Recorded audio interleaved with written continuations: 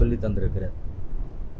ஆனால் பல நேரங்களில் நம்முடைய அறியாமையினால் அல்லது நமது ஈமானிய பலவீனத்தினால் அல்லது உலக மோகத்தின் காரணமாக என்று பல்வேறு காரணங்களினால் நாம் அந்த கட்டளைகளை விட்டு விலகுகிற ஒரு சூழல் நம் வாழ்வில் ஏற்பட்டு விடுகிறது. அதிலிருந்து நம்மை காத்து கொள்ளவும், பிறருக்கு அநீதி செய்யாமல், அல்லாஹ்வின் வரம்புகளை மீறாமல் நாம் இன்னும் அல்லாஹ்வோடு நெருங்குவதற்கும் அல்லாஹ் இந்த உலகத்தில் ஏற்படுத்தி இருக்கிற நியதிகளை நாம் புரிந்து கொள்ள வேண்டும். அல்லாஹ் சில ஏற்பாடுகளை, சில முறைகளில் இந்த உலகத்தை இயக்கிக்கிட்டு இருக்கிறான். அந்த மாதிரியான முறைகள் என்ன அப்படிங்கிறத ஆங்காங்கே திருமறை குர்ஆன் நெடுகிலும் அல்லாஹ் நமக்கு பல்வேறு வரலாறுகளின் வழியாக சொல்லிக்கொண்டே இருக்கிறான். உலகம் தோன்றிய காலம் முதல் ஆதம் அலைஹிஸ்ஸலாம் முதற்கொண்டு உலகத்திலே வந்த பல்வேறு நபிமார்கள், பல்வேறு சமுதாயத்தவர்கள், அவர்கள் வாழ்வில் நிகழ்ந்த இன்பங்கள், துன்பங்கள், சோதனைகள், கட்டளைகள் என்று அவற்றையெல்லாம் அல்லாஹ் நமக்கு விவரிப்பதன் வழியாக இறைவன் இந்த உலகில் ஏற்படுத்தி இருக்கிற சில நியதிகளை நமக்கு நேரடியாகவும் மறைமுகமாகவும் சொல்லி காட்டுகிறான். அந்த நியதிகளை நாம் நினைவுபடுத்தி பார்ப்பதன் வழியாக நாம் அல்லாஹ்வோடு நெருங்கவும், பிற மனிதர்களுக்கு செய்யக்கூடிய அநீதங்களில் இருந்து நம்மை காத்துக் கொள்வதற்கும் அது ஒரு வாய்ப்பாக அமையும். அந்த வகையில் அல்லாஹ் ஏற்படுத்தியிருக்கிற ஒரு நியதி என்ன அப்படின்னு கேட்டால், பொதுவாக நாம் ஒரு தவறு செய்கிறோம்னு வச்சுக்கோங்க. ஏதோ ஒரு அநியாயம் பண்ணிட்டோம், தப்பு பண்ணிட்டோம். அந்த தவறுக்கு பிறகு அந்த தவறில் இருந்து நம்மை காத்து கொண்டோம். நாம் தப்பே செய்யலைங்கிற மாதிரி அதை நிரூபித்து நம்முடைய வாத திறமையினாலோ அல்லது நம்முடைய பொய்யான சான்றுகளாலோ ஆதாரங்களாலோ அல்லது நமக்கு எதிரான சான்றுகள் ஆதாரங்கள் எதுவுமே இல்லை என்கிற காரணத்தினாலோ ஏதோ ஒரு காரணத்தினால அதிலிருந்து நாம் தப்பிச்சிட்டோம். நம்மளை யாரும் குற்றம் முடிக்கிறதுக்கான வாய்ப்பே இல்லாத வகையில் நான் அதை தப்பே செய்யலைன்னு அடித்து பேசிட்டோம். நம்ம ஒன்றும் பண்ண முடியாமல் உலகமும் கை விரிச்சிருச்சு. சரிப்பா, ஒன்றும் இல்லை, என்ன பண்ணுறது, ஆதாரம் இல்லை, அவர்தான் இவ்வளோகான்னு சொல்கிறாருல, இதுக்கு பிறகு என்ன பண்ணுறது அப்படின்னு சொல்லிட்டு அந்த தவறிலிருந்து நம்ம மீண்டு வந்திருக்கலாம். இவ்வாறு மீண்டு வந்திருக்கிற நாம அதுக்கு பிறகு நம்முடைய வாழ்க்கையை காலச்சக்கரத்தை அல்லாஹ் சுழல வைப்பான். அவ்வாறு சுழல வைக்கிற பொழுது ஒரு காலம் வரும், அந்த காலத்தில் நாம் தவறு செய்திருக்க மாட்டோம். நாம் அந்த நேரத்தில் எந்த பிழைகளும் செய்திருக்க மாட்டோம். ஆனால் அந்த நேரத்தில் நாம் அந்த தவறு செய்ததாக நம் மீது அது சுமத்தப்படும். அவ்வாறு சுமத்தப்படுற நேரத்தில் நான் தப்பே பண்ணலை, இப்போ நான் என்னை நிரூபித்து நான் நியாயமானவன், நான் நிரபராதி, என் மேலே குற்றம் இல்லைன்னு சொல்லிட்டு நான் வெளியே வருவதற்கான சான்றுகள் ஆதாரங்களை முன்வைக்கணும். ஆனால் அதுக்கான எந்த வாசனையும் அல்லாஹ் வச்சிருக்க மாட்டான். ஏற்கனவே நீங்கள் தப்பு செஞ்சீங்க, ஆனால் தப்பு செய்கிற நேரத்தில் அந்த தப்புலேருந்து நீங்கள் உங்களை பாதுகாத்துக்கிறதுக்காக வேண்டிய பொய்களையோ வேறு பல காரணங்களினாலேயோ அதுலேருந்து நீங்கள் மற்றவங்க மேலே பழியை போட்டு நீங்கள் தப்பிச்சு வந்துட்டீங்க. அன்னைக்கு நீங்கள் அடுத்தவர் மேலே பழியை போட்டு நீங்கள் தப்பிச்சிங்க. ஆனால் இன்னைக்கு நீங்கள் தப்பே செய்யலை, அன்னைக்கு திருடுனேன், அன்னைக்கு செஞ்சது உண்மை, அன்னைக்கு நான் நிஜமாக திருடவே இல்லைப்பாம்மா. ஆனால் அதை நம்புறதுக்கு உலகம் தயாராக இருக்காது. அதை நம்புவதற்குரிய எந்த வாய்ப்பும் இருக்காது. அதை நம்புவதற்குரிய எந்த ஆதாரங்களும் இருக்காது. அவன் தான் அந்த தப்பை செஞ்சான் என்பதை உறுதிப்படுத்துகிற வகையில் அவனுக்கு எதிரான சான்றுகள் எல்லாம் எல்லா பக்கத்திலையும் சூழ்ந்து நிற்கும். இப்படியான ஒரு நியதியை அல்லாஹ் உலகத்தில் பல இடங்கள்ல, பல நபிமார்களுடைய வரலாறுகளில், இதற்கு முந்தைய சமுதாயங்களின் வரலாற்றின் வழியாக நமக்கு சொல்லி காட்டுகிறான். இப்படி ஒரு நியதி இருக்கிறது, அல்லாஹ் இப்படி ஒரு நியதியை உண்டாக்கி இருக்கிறான் என்பதை நாம புரிஞ்சுக்கிட்டோம்னா நாம ஒரு தவறை செய்துவிட்டு செய்யவில்லை என்று நாம் அதை மறுப்போமா? அல்லது அடுத்தவர் மேல அந்த பழியை தூக்கி போடுவோமா? நம்மை நிரபராதியாக காட்டிக்கொள்வதற்காக வேண்டி மற்றவர்களை குற்றவாளியாக நம்ம முயற்சிப்போமா? நாளைக்கு எனக்கு இப்படிப்பட்ட ஒரு சூழல் வந்தா உதவி தேவைப்படுகிற நேரத்தில் அவருக்கு எந்த புறத்திலிருந்தும் உதவி கிடைக்காத ஒரு நிலையை அல்லாஹ் உண்டாக்கி விடுவான். இதுக்கு ஒரு நல்ல உதாரணம் சொல்றதா இருந்தா, நபி யூசுப் அலைஹிஸ்ஸலாம் அவர்களுடைய வரலாறு நீங்க எடுத்துக்கங்க. திருக்குர்ஆன்ல அழகான அத்தியாயம் சூரத்து யூசுப், 12ஆம் அத்தியாயம். வாய்ப்பு கிடைக்கிறவர்கள் இந்த சூரா யூசுஃபை எடுத்து படித்து பாருங்கள். வெறுமனே இந்த வார்த்தைகளையும் கட்டளைகளையும் சட்டதிட்டங்களையும் மட்டும் பார்க்காமல் அது சொல்லுகிற நியதி என்ன, நீதி என்ன, தீர்வு என்ன, போதனை என்ன, அதற்கு உள்ளிருந்து நீங்கள் படுகிற பாடம் என்ன, அப்படி நீங்க பார்க்கணும். வெறுமனே வார்த்தைகளை மட்டுமே படிக்க நினைச்சா அதுவும் செய்தி தான், அதுவும் நாம கற்றுக்கொள்ள வேண்டிய விஷயங்கள் தான். ஆனா அது மட்டுமே செய்தி அல்ல, அதுக்கு உள்ளேயும் அல்லாஹ் பல விஷயங்கள் நமக்கு சொல்லி தருவான். அப்படி சொல்லித்தர ஒரு செய்தி என்ன அப்படின்னு கேட்டா, யூசுப் அலைஹிஸ்ஸலாத்துடைய சகோதரர்கள் யாக்கூப் நபி இடத்துல, அவங்களுடைய தந்தை இடத்துல போய் கேட்கிறாங்க, நீங்க யூசுஃபை எங்க கூட அனுப்பவே மாட்டேங்கிறீங்களே, அவரை என் கூட அனுப்பி வைங்க, நாங்கள் காட்டில் போவோம், நல்லா விளையாடுவோம், நல்லா சாப்பிடுவோம், ஓடி ஆடி விளையாண்டுட்டு வருவோம், ஏன் நீங்க யூசுஃபை அனுப்ப மாட்டேங்கிறீங்க அப்படின்னு போய் வாதம் பண்றாங்க. அப்ப யாக்கூப் அலைஹிஸ்ஸலாம் பயப்படுறாங்க, இல்லப்பா இன்னி இல்லையா ஹஸுனுனி அன் தத்ஹபு பிஹி வ அகாஃபு அன் யகுலஹு ذئபு அன்தும் அன்ஹு காஃபிலூன்.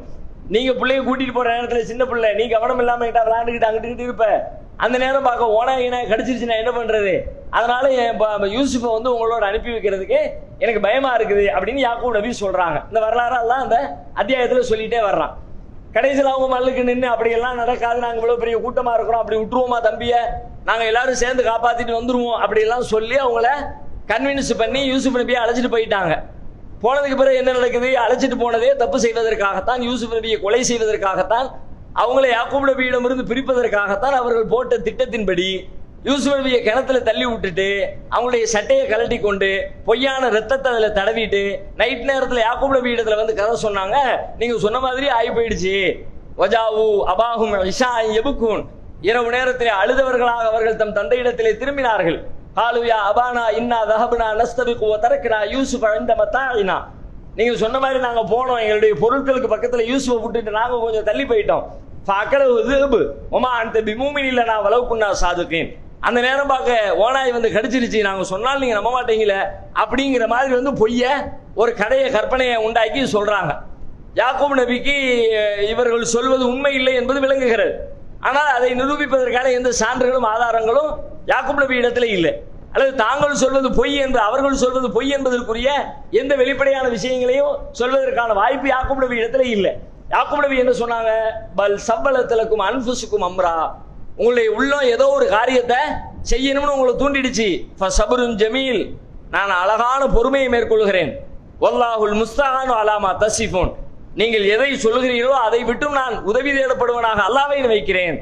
அல்லாஹ்விடத்தில் நான் உதவி கேட்டுக்கிறேன், நீங்க என்னமோ பண்ணிட்டு வந்துட்டீங்க அது மட்டும் தெரியுது அப்படின்னு சொல்லிட்டு வேற எதுவும் பேசல.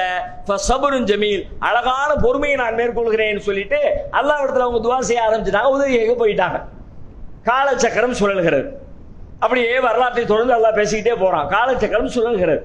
சுழல்கிற காலச்சக்கரம் எப்படி மாறுகிறது, ஒரு காலத்துல இங்கிருந்து கிணற்றுக்குள்ளே தள்ளிவிடப்பட்ட யூசுப் நபி அங்க இருக்கிற வியாபார கூட்டத்தால் எடுக்கப்பட்டு அது ஒரு அடிமை வீதிகளில் விற்கப்பட்டு அங்குள்ள மன்னருடைய அமைச்சருடைய வீட்டிலே ஒரு வேலைக்காரராக சேர்ந்து அங்கே படிப்படியாக உயர்ந்து ஒரு குறிப்பிட்ட பருவ வயதை அடைந்து அவர்கள் அங்கே அந்த பெண்ணுடைய சூழ்ச்சியின் காரணமாக சிறைச்சாலைக்கு சென்று சிறையிலிருந்து அங்க இருக்கக்கூடியவர்கள் வழியாக மன்னருக்கு செய்திகள் சொல்லப்பட்டு பிறகு அங்கிருந்து விடுதலையாகி விடுதலை பெற்ற யூசுப் அலைஹிஸ்ஸலாம் அந்த நாட்டினுடைய எகிப்தினுடைய நிதி அமைச்சராக கருவூல பொறுப்பாளராக பொறுப்பேற்று மக்களுக்கு தேவையான பொருளாதார ரீதியான எல்லா உதவிகளையும் அவர்களுக்கு தேவையான உணவு தானியங்களை எல்லாம் பங்கிட்டு வழங்குகிற ஒரு மிக பொறுப்பான ஒரு பதவியிலே வந்து யூசுப் நபி அமர்ந்து விடுகிறார்கள்.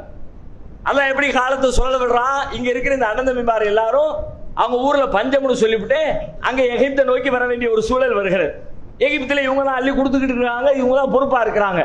எகிப்துக்கு வர்றாங்க, ஆனால் சின்ன பிள்ளைகளை பார்த்தது இவங்களுக்கு அடையாளம் தெரியல, போனாங்க, கேட்டாங்க, உதவிகளை செஞ்சாங்க. உதவிகளை பெற்றுக்கொண்டதற்கு பிறகு யூசுப் நபி எல்லாத்தையும் எல்லா விவரத்தையும் கேட்டுட்டு உங்க கூட இன்னொருத்தர் இருப்பாரு, இன்னொரு தம்பி ஒருத்தர் இருக்கிறாரு தானே அப்படி நீங்க சொன்னீங்கல்ல, அவரை அடுத்த தடவை ரொம்ப அழைச்சிட்டு வாங்க, இன்னும் கொஞ்சம் உங்களுக்கு நான் நிறைய உணவு தானியங்களை தர்றேன்னு சொல்லி யூசுப் நபி சொல்லி அனுப்புறாங்க. போனவங்க போய் பார்க்கறாங்க. போய் பார்த்தால் அவருடைய மூடையில அதிகப்படியான உணவுப் பொருள் இருக்கிறது. அவங்களுக்கு என்ன இருக்கணுமோ எவ்வளவு கொடுத்துருக்கணுமோ அதை விட தாண்டி ஜாஸ்தியா இருக்கிறது. இது எல்லாமே திருக்குர்ஆன் பேசுகிற வரலாறு. அப்ப அவங்க சொல்றாங்க, சரி நாங்க இப்ப திரும்ப போறோம், நாங்க திருடிட்டு எதுவும் பண்ணிட்டு வந்துடல, ஆனால் இது ஏதோ ஒரு வகையில எங்களுக்கு இது கிடைச்சிருக்குது, ஆனா திரும்ப போறோம், மீண்டும் போய் இது சம்பந்தமான விஷயங்களை அவங்களோடு பேசிவிட்டு தேவைப்படுகிற உணவு தானியங்களை பெற்றுக்கொண்டு வருகிறோம். நீங்க யூசுஃபுடைய சகோதரராக இருக்கிற ஒருதாய் மக்களாக இருக்கிற யூசுஃபின் தம்பி ஒருத்தரை அவரையும் எங்க கூட சேர்த்து அனுப்புங்க அப்படின்னு இப்ப கேட்கிறாங்க. இப்ப யாக்கூப் நபி பழசை நினைச்சு பாக்குறாங்க. ஏற்கனவே யூசுப் அனுப்பி விட்டாச்சு, இப்படிதான் சொல்லி கூட்டிட்டு போனீங்க, கடைசியில் வர காணோம், அதனால இப்ப எனக்கு வந்து அவருடைய சகோதரர் அனுப்புறதுல உடன்பாடு இல்லை யாக்கூப் நபி சொல்றாங்க. அப்ப சொல்லிட்டு மீண்டும் மீண்டும் இவங்க வலியுறுத்தின உடனே யாக்கூப் அலைஹிஸ்ஸலாம் அவங்க ஒரு உறுதிமொழி கேட்கிறாங்க. காலலன் உருசிலஹு மஅக்கும் ஹத்தா தூதூனி மௌசிகம் மினல்லாஹி ல தௌதுன்னி பி, நீங்க அல்லாஹ்வை முன்னிறுத்தி எனக்கு ஒரு உறுதிமொழி கொடுங்க, கூட்டிட்டு போன மாதிரி கூட்டி கொண்டு சேப்போன்னு சொல்லுங்க. இல்லாயு ஹாதபிக்கும், ஒருவேளை உங்க எல்லாருக்கும் ஏதாவது ஒன்று ஆயிடுச்சுன்னா அது விதி விலக்கு, அதையும் சேர்த்தே சொல்லிடுறாங்க. எல்லாருக்கும் ஒட்டுமொத்தமா என்னமோ ஒன்று ஆயிடுச்சுன்னா எல்லாருக்கும் ஆனது அவனுக்கு ஆச்சு நான் எடுத்துக்குவேன், ஆனா அவனுக்கு மட்டும் ஏதாவது பிரத்யேகமா ஆச்சுன்னா ஒத்துக்கவே முடியாது. நீங்க ஏதோ சூழ்ச்சி பண்ணிட்டீங்கன்னு அர்த்தம். அப்ப நீங்க என்ன பண்ணுங்க, அல்லாஹ் முன்னிறுத்தி எனக்கு ஒரு உறுதிமொழி தாங்க, அப்படி தந்தாலே தவிர உங்களுக்கு நான் உங்களோடு இந்த யூசுஃபின் சகோதரரை அனுப்பி வைக்க மாட்டேன்னு சொல்லிட்டு யாக்கூப் நபி சொல்றாங்க. அவங்களுக்கு உறுதிமொழி கொடுக்குறாங்க. அவரையும் அழைத்து கொண்டு எகிப்துக்கு போறாங்க. போற இடத்துல அங்கே யூசுப் அலைஹிஸ்ஸலாம் தன் சகோதரரை தன்னோடு இருத்தி வைத்துக் கொள்வதற்காக ஒரு திட்டம் திட்டுகிறார்கள். அவர்களுடைய ஒரு அளவு பொருளை அளந்து கொடுக்கக்கூடிய ஒரு மரக்கால் மாதிரியான ஒரு பொருளை இந்த தன் சகோதரருடைய மூட்டைக்குள்ள ஒளிச்சு வச்சுட்டு கடைசியில எல்லாரும் ஊரை விட்டு கிளம்பி வாங்கி அப்படி கிளம்பி புறப்படுற நேரத்துல ஆளை விட்டு கூப்பிடுறாங்க. ஐயத்துகுல் அவீர் இன்னக்கும் சாரிக்கும், ஓ கூட்டத்தாரே பயணிகளே, இன்னக்கும் சாரிக்கும், நீங்கள் திருடர்கள் அப்படின்னு பின்னாடி இருந்து சத்தம் வந்த உடனே இவங்களை அலறி போயிடுறாங்க. திருடர்களாக திருடனா இல்லைங்க. காலு தல்லாஹி லக்கத அலிம் தும்மா ஜிஹ்னாலி நுஃப்ஸித ஃபில் அர்த், நாங்கள் இந்த பூமியில குழப்பம் செய்யறதுக்காண்டி வரல. வமாக்குன்னா சாருகி, நாங்கள் திருடக்கூடியவர்களும் இல்லை, அந்த பழக்கம்லாம் எங்களுக்கு கிடையாது. அப்படிலாம் சொல்லாதீங்க. இல்லப்பா எங்க மன்னருடைய அளவு பாத்திரத்தை காணோம். சரி வாங்க செக் பண்ணுங்க. எல்லாத்தையும் செக் பண்றாங்க. யூசுப் நபியின் சகோதரருடைய அந்த மூளைக்குள்ளே ஏற்கனவே ஒளித்து வைக்கப்பட்ட அந்த அளவு பாத்திரம் கண்டெடுக்கப்படுகிறது. யூசுப் நபி அவர்கள் அவரை தன்னுடைய சகோதரரை கைது செய்வதை போல கைது செய்து கொள்கிறார்கள். இப்ப இவருடைய நிலை என்ன? இவர்கள் குற்றவாளிகளா? இவர்கள் திருடர்களா? இவர்கள் உண்மையிலே திருடவே இல்லை. ஆனால் அவர்களுக்கு எதிரான சாட்சியம் கண்ணுக்கு முன்னாடி நிரூபணமாகி நிற்கிறது. அதிலிருந்து தங்களை விடுவித்துக் கொள்வதற்கு எல்லா வகையான முகாந்திரங்களையும் பார்க்கிறார்கள். எந்த அளவுக்கு பேசுகிறார்கள் அவர்களுக்கு. இப்பொழுது அவர்கள் வந்தது உண்மையிலே தந்தைக்கு துரோகம் செய்கிற எண்ணம் அவர்களுக்கு துளியும் கிடையாது. தன் சகோதரனுக்கு எதிராக ஏதேனும் ஒரு காரியத்தை ஆற்ற வேண்டும் என்கிற உணர்வு அவர்களுடைய உள்ளத்தில் கடுகளவிற்கு கூட கிடையாது. நியாயமாகவே மன்னரை பார்ப்பது, தானியத்தை பெறுவது, தன் குடும்பத்தாருக்கு தேவையான பொருட்களோடு தன் ஊருக்கு திரும்ப செல்வது என்பதை தவிர இந்த கட்டத்தில் அவர்கள் எந்த பிழையும் எந்த தவறும் செய்யவே இல்லை. ஆனால் அவர்கள் தவறு செய்தவர்களாக, குற்றவாளிகளாக, திருடர்களாக அந்த சபையிலே நிறுவப்படுகிறார்கள், நிறுத்தப்படுகிறார்கள். அந்த நேரத்தில் என்ன பண்றதுனே தெரியல. கையறு நிலையிலே அவர்கள் சொல்லுகிறார்கள், இன்னலஹு அபன் ஷைகன் கபீரன், இவருக்கு ஒரு முதிய வயது முதிர்ந்த ஒரு தந்தை இருக்கிறார். நீங்கள் தேவைப்பட்டால் அவருக்கு பதிலாக எங்களில் ஒருவரையாவது எடுத்துக்கொள்ளுங்கள். உங்களை நாங்கள் உபகாரம் செய்கிறவராக, நல்ல காரியம் செய்கிறவர், நல்ல மனுஷனை நாங்கள் பார்க்கிறோம், தயவு செஞ்சு அவரை விட்டுட்டு வேற ஆள புடிங்க என்று கெஞ்சுகிறார்கள். காலம் ஆதல்லா, யூசுப் நபி சொல்றாங்க, அல்லாஹ்விடத்திலே நான் பாதுகாப்பு தேடுகிறேன். அந்நவுகுத இல்லாமம் வஜதுனா மதானா அழிந்தோ, யாரிடத்துல பொருள் கண்டெடுக்கப்பட்டு அந்த ஆளை விட்டுவிட்டு வேற ஆளை கைது செய், அதெல்லாம் சரி கிடையாதுப்பா, அதை ஏத்துக்க முடியாதுன்ட்டாங்க. அதில் வந்திருந்த கூட்டத்திலே அந்த சகோதரர்களிடத்தில் ஒருத்தர் சொல்றாரு, தந்தை இடத்துல என்ன சொல்லிட்டு வந்தோம் தெரியுதா உங்களுக்கு, நினைவு இருக்கா? அலம் தாலமும் அண்ணா அபாக்கும் கதா கதா அலைக்கும் மோசிக்கா மினல்லா, நீங்கள் நம்முடைய தந்தை இடத்துல கொடுத்துட்டு வந்த அந்த உறுதிமொழி நினைவு இருக்கிறதா? மா ஃபர்ரத்தும் ஃபி யூசுப், ஏற்கனவே யூசுஃபுடைய விஷயத்திலே நடந்து முடிஞ்சது நினைவு இருக்குதா? அதையே அவர் இன்னும் மறக்கல. அதிலிருந்து அவர் இன்னும் மீண்டு வரல. எப்போ? எத்தனையோ ஆண்டுகளுக்கு முன்னால் நடந்தது. ஓராண்டு 2 ஆண்டு அல்ல, பல ஆண்டுகள் ஆயிடுச்சு. சிறு குழந்தையாக கடத்தப்பட்ட, வெளியேற்றப்பட்ட யூசுப் அலைஹிஸ்ஸலாம் பெரியவராகி, பொறுப்பாளராகி, ஒரு மன்னர் சபையிலே அமைச்சராக இருக்கிற அளவிற்கு அவர் பெரியவராக இருக்கிறார். அவ்வளவு காலங்கள், நீண்ட நெடிய காலம் ஓடி இருக்கிறது. ஆனால் அதையே நம்முடைய தந்தை இன்னும் மறக்கல. இப்போ சொல்லிட்டு வந்திருக்கிறோம், என்ன ஆனாலும் சரி நாங்க இவரை கூட்டிட்டு தான் வருவோம்னு உறுதி கொடுத்துட்டு வந்திருக்கிறோம், என்னால் திரும்ப வர இயலாது. அதுல ஒருத்தர் சொல்றார், நான் வரமாட்டேன்பா, நான் இங்கே இருந்துக்கிறேன். அவ எழுதனலி அபி, அல்லது என்னுடைய தந்தை எனக்கு அனுமதி தரணும். இல்ல நீங்க செஞ்சது தப்பு இல்லப்பா, என்ன பண்ணுவீங்க, வாதிக்கிட்டிய வாங்கன்னு என் தந்தை சொல்லணும். அவ ஹக்கும் அல்லாஹு, அல்லது அல்லாஹ் எனக்கு தீர்ப்பளிக்கணும். அல்லாஹு கைருல் ஹாக்கிமீன், தீர்ப்பளிக்கிறவர்களில் அல்லாஹ் மிகச்சிறந்தவன். அல்லாஹ் என்ன தீர்ப்பு சொல்றானோ அது வரைக்கும் நான் இங்கே இருந்துடுறேன். என் தந்தையை சந்திக்கிற திராணி, அவர்களிடத்திலே பேசுகிற எந்த ஆற்றலும் எனக்கு இல்லை என்கிற அளவிற்கு முடிவெடுத்து ஒருத்தர் அங்கேயே உட்கார்ந்துறார். எப்படிப்பட்ட கையறு நிலையில் இருக்கிறார்கள். குற்றம் செய்யல, அன்னைக்கு செஞ்சது குற்றம். யூசுப் நபி விஷயத்தில் அவர்கள் பிழை செய்தது, தவறு செய்தது உண்மை, நிஜம். அதற்காக தண்டிக்கப்பட்டால் அது ஏற்புடையது என்று நாம் ஒத்துக்கொள்வோம்.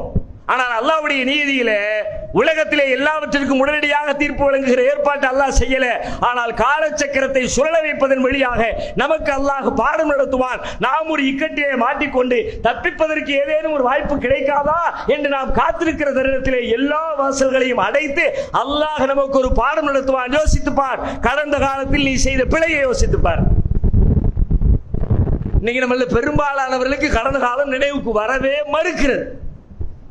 அந்த நேரத்தில் அவர் துடிக்கிறார், ஐயோ நான் செய்யவே இல்லை, என்ன பண்றது, என்ன சுத்தி எல்லாம் அநியாயக்காரனா இருக்கிறான், எவனுமே நீதியா பேச மாட்டேங்கிறான், அவன் போய் பண்றான், இவன் போய் பேசுறான் என்றெல்லாம் அந்த நேரத்து இக்கட்டை பற்றி புலம்புகிறார்களே தவிர இந்த இக்கட்டுக்கு இப்படிப்பட்ட ஒரு நெருக்கடிக்கு நான் ஆளானதன் பின்னணியிலே கடந்த காலத்தில் நான் செய்த பிழைகள் இருக்கிறதா என்று நாம் யோசிக்கிறோமா?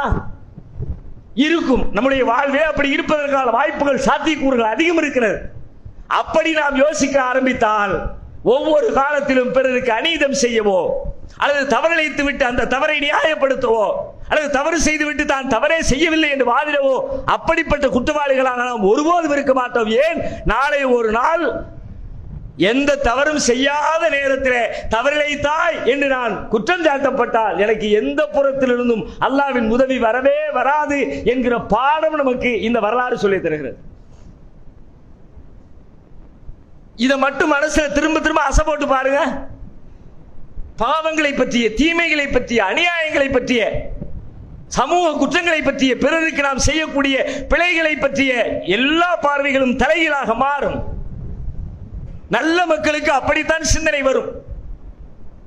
இவ்வளவு பெரிய நெருக்கடியில் மாட்டினதுக்கு ஏற்கனவே என்ன செஞ்ச, அதிலிருந்து தௌபா. யூனுஸ் நபி என்ன செஞ்சாங்க? மீன் வயிற்றுக்குள்ள போனதுக்கு பிறகு ஐயோ உள்ள மாட்டிக்கிட்டேன், என்னடா இது இப்படி ஒரு நெருக்கடி அப்படின்னு நெருக்கடியை பத்தி நினைக்கல. இந்த நெருக்கடிக்குள்ள நான் மாட்டினேன், ஏற்கனவே நான் ஒரு தப்பு செஞ்சிட்டேன், அதனால மாட்டி இருக்கிற பொழுது லா இலாஹ இல்லா அன்த சுப்ஹானக இன்னி குன்து மினல் ஸாலிமீன், இறைவா உன்னை தவிர வணக்கத்திற்குரியவன் வேறு யாரும் இல்லை, இன்னி குன்து மினல் ஸாலிமீன், நான் தான் அநியாயம் பண்ணிட்டேன், நான் தான் தப்பா நினைச்சிட்டேன்.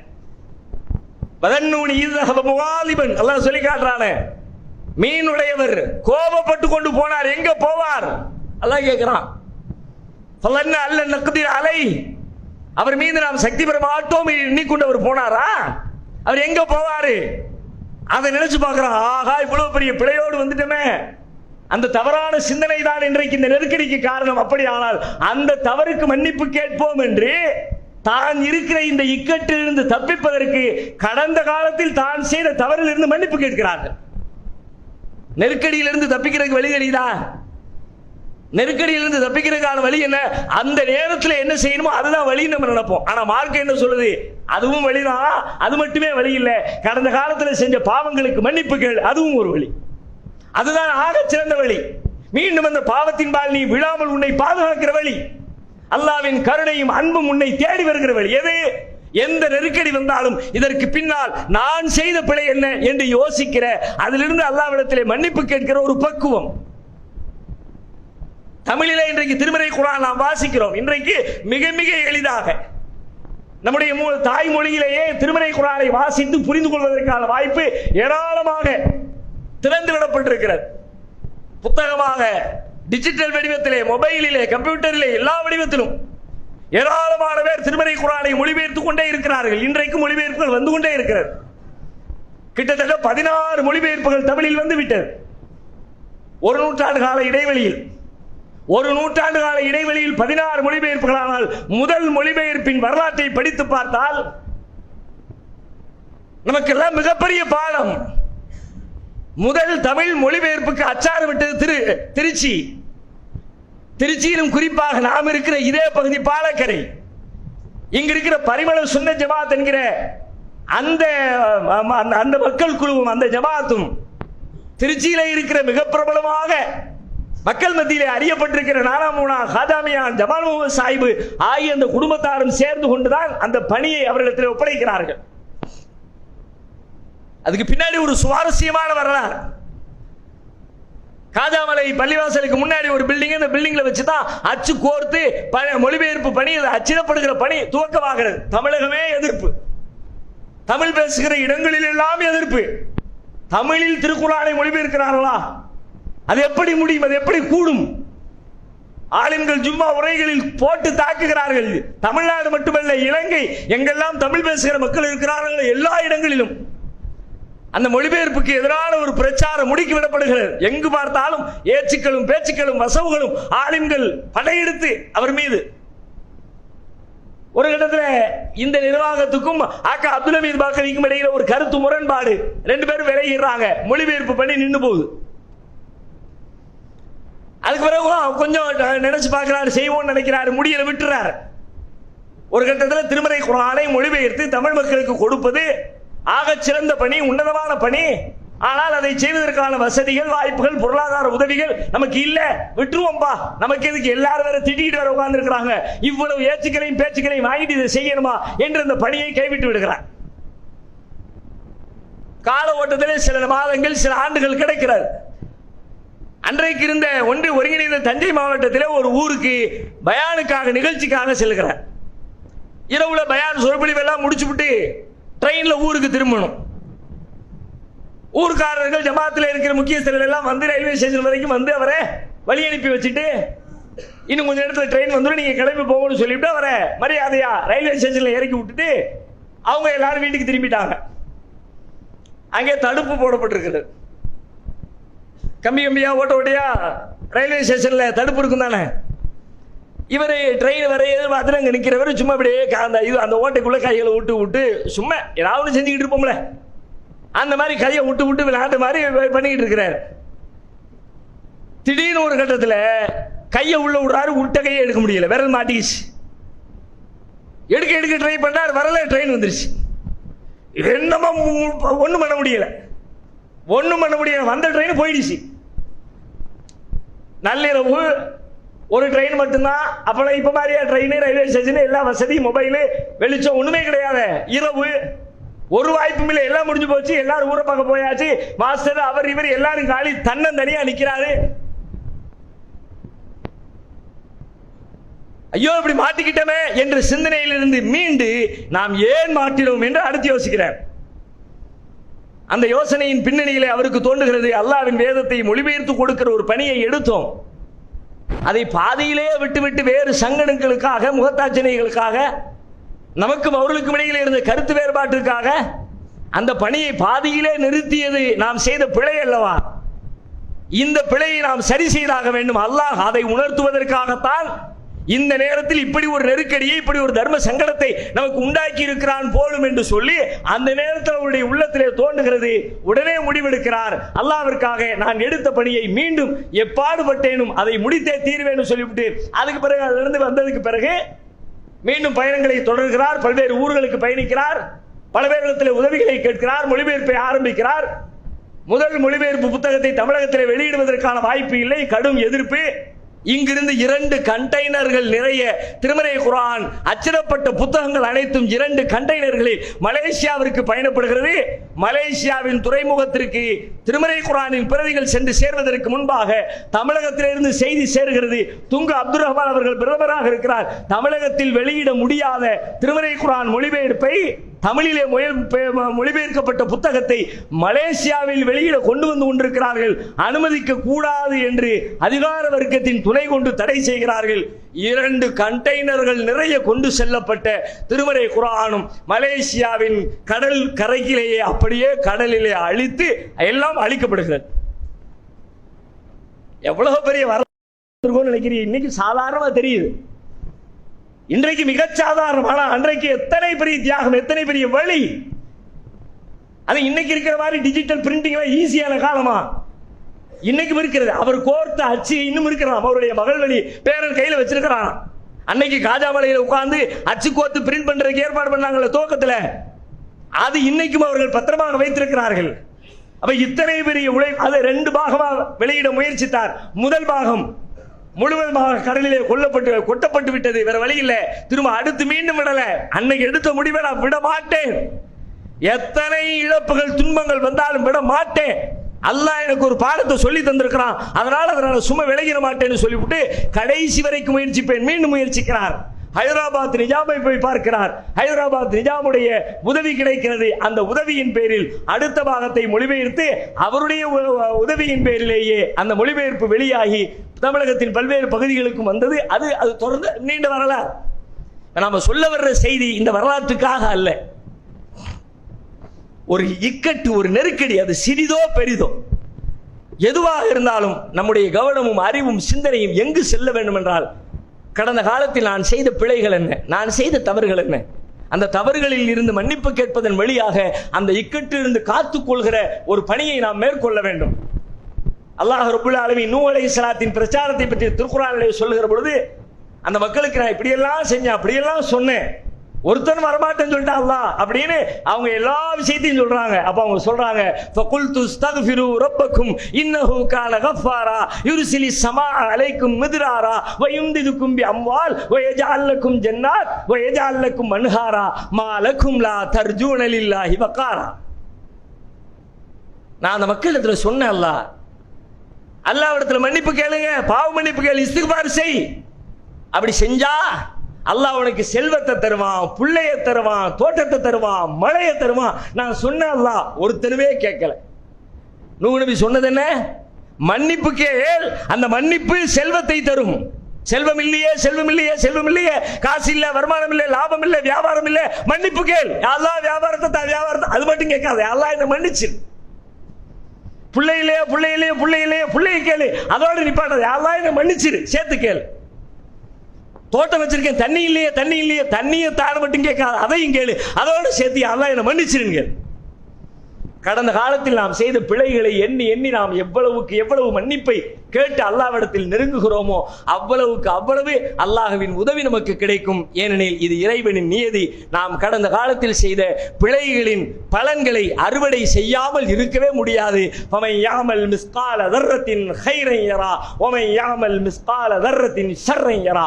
அணு அளவு நன்மை செய்தவரும் அதையும் கண்டுகொள்வார், அணு அளவு தீமை செய்தவர் அதையும் கண்டுகொள்வார் என்று அல்லாஹ் நமக்கு சொல்லுகிற பாடத்தை மனதிலே ஏந்தி வாழ்கிற நன்மக்களாக நம் அனைவரையும் அல்லாஹ்